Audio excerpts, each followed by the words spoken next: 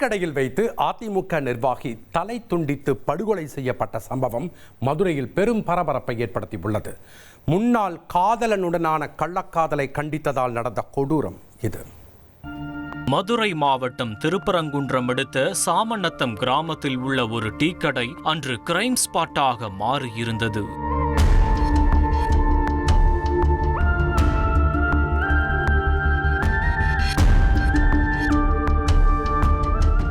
சிதறி கிடந்த பொருட்கள், நொறுக்கப்பட்ட கடை என இவை அனைத்தும் அங்கே ஒரு கொடூர கொலை நடந்ததற்கான சான்றுகள்.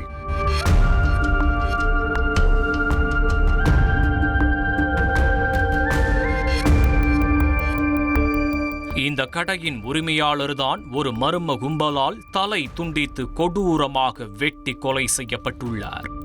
அரசியல் களத்தை அதிர வைத்திருக்கும் இந்த சம்பவத்தின் பகீர் பின்னணியை அறிய செய்தியாளர் ஜான் கிறிஸ்டோபருடன் களத்தில் இறங்கினோம். கொல்லப்பட்டவர் சாமநத்தம் கிராமத்தைச் சேர்ந்த தனசேகர பாண்டியன் என்கின்ற செந்தில். 36 வயதான இவர் சாமநத்தம் ஊராட்சி மன்ற துணைத் தலைவராகவும் அதிமுக இளைஞர் இளம்பெண்கள் பாசறையின் முன்னாள் ஒன்றிய செயலாளராகவும் இருந்துள்ளார்.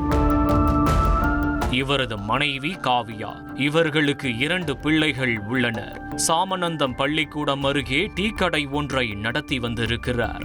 இந்த நிலையில்தான் வழக்கம் போல சம்பவத்தன்று காலை டீக்கடையை திறக்க வந்தபோது யூஸ் அண்ட் த்ரோ கிளாஸ் வாங்க வந்த ஒரு கும்பல் தனசேகரனிடம் வம்பிழுத்து சண்டை போட்டிருக்கிறார்கள். அந்த சண்டை முற்றியதில் அந்த கும்பல் தனசேகரனை அரிவாளால் வெட்டி கொடூரமாக கொலை செய்துள்ளனர்.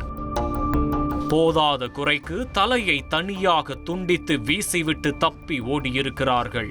தகவல் அறிந்த சம்பவ இடத்திற்கு விரைந்த போலீசார் சடலத்தை மீட்டு உடற்கூராய்வுக்காக அனுப்பி வைத்துவிட்டு விசாரணையை தொடங்கியுள்ளனர். அப்போதுதான் கள்ளக்காதல் விவகாரத்தில் இந்த கொடூர சம்பவம் நடந்திருப்பது தெரிய வந்திருக்கிறது. ஆம், தனசேகர பாண்டியனின் மனைவி காவியா பள்ளியில் ஒன்றாக படித்த அவனியாபுரம் பகுதியைச் சேர்ந்த கார்த்திக் என்கின்ற குட்டி பிச்சை என்பவரை காதலித்து வந்ததாக கூறப்படுகிறது. ஆனால் அந்த பள்ளி காதலுக்கு காவியாவின் பெற்றோர் சம்மதிக்கவில்லை. மாறாக காவியாவின் மனதை மாற்றி தனசேகர பாண்டியனுடன் திருமணம் செய்து வைத்துள்ளனர். ஆனாலும் காவியாவால் தனது காதலனை மறக்க முடியவில்லை. 2 பிள்ளைகள் பிறந்தும் கூட பள்ளி காதலன் கார்த்திக்குடன் தொடர்பில் இருந்துள்ளார். ஒரு கட்டத்தில் கணவரையும் பிள்ளைகளையும் தவிக்க விட்டுவிட்டு கார்த்திக்குடன் கள்ள கொடுத்தனம் நடத்த எஸ்கேப் ஆகி இருக்கிறார் காவியா. அதன் பிறகு பெற்றோரும் கணவன் தனசேகர பாண்டியனும் சேர்ந்து காவியாவிடம் கெஞ்சி கூத்தாடி மீண்டும் சேர்ந்து வாழ அழைத்து வந்துள்ளனர். பாடிய வாயும் ஆடிய காலும் சும்மா இருக்காது என்பதைப் போல காவியாவின் கள்ளக்காதலும் அடங்கவில்லை. கணவனின் கண்ணீரை எல்லாம் காற்றில் பறக்கவிட்டு சில மாதங்களிலேயே காதலன் கார்த்திக்குடன் இன்ஸ்டாகிராம் மூலம் பேசி உறவை தொடர்ந்திருக்கிறார்.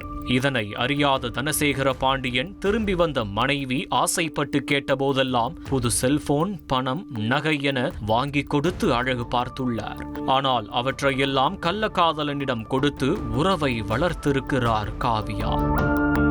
ஒரு கட்டத்தில் மனைவியின் இந்த ஏமாற்று வேலைகள் தனசேகர பாண்டியனுக்கு தெரிய வந்திருக்கிறது. கொதித்து போனவர் மனைவி காவியாவை அடித்து துவைத்து காதலை கைவிடும்படி கண்டித்துள்ளார். இதனால் கோபித்துக் கொண்டு தாய் வீட்டிற்கு சென்ற காவியா நடந்த அனைத்தையும் காதலன் கார்த்திக்கிடம் கூறி அழுது புலம்பி இருக்கிறார்.